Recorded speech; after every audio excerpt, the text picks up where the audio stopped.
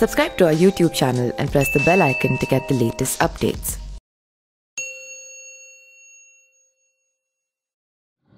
अयोध्या में 5 अगस्त को राम मंदिर का भूमि पूजन होना है। इससे पहले कांग्रेस और भारतीय जनता पार्टी में बयानबाजी छिड़ गई है। कांग्रेस नेता दिग्विजय सिंह के ट्वीट पर सोमवार को विवाद हो गया, जिसके बाद उन्होंने प्रेस कॉन्फ्रेंस कर बीजेपी पर निशाना साधा। दिग्विजय ने कहा कि भगवान राम के मंदिर पर सैकड़ों वर्ष तक विवाद रहा, इसको राजनीतिक रूप दिया जा रहा है, मेरी आपत्ति उस पर है।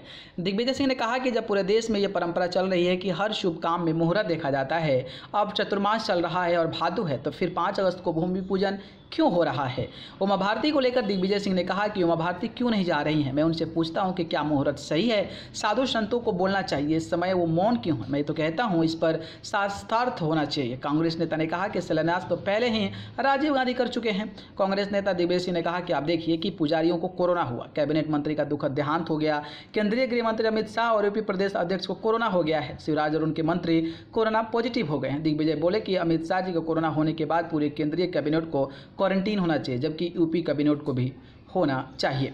दिग्विजय ने सवाल उठाया कि अगर कोई आम आदमी कोरोना पॉजिटिव होता है तो पूरा इलाका कंटेनमेंट जोन बन जाता है। ये मुहूर्त प्रधानमंत्री नरेंद्र मोदी की सुविधा के अनुसार निकाला गया है, इसलिए मेरे हाथ जोड़कर प्रार्थना है कि चतुर्मास के बाद भूमि पूजन होना चाहिए। मैं तो बोल रहा हूँ कि वहीं करे भूमि पूजन, लेकिन जब शुभ काम के लिए मुहूर्त निकाला जाना है तो पीएम मोदी को ध्यान में रखकर क्यों निकाला जाए।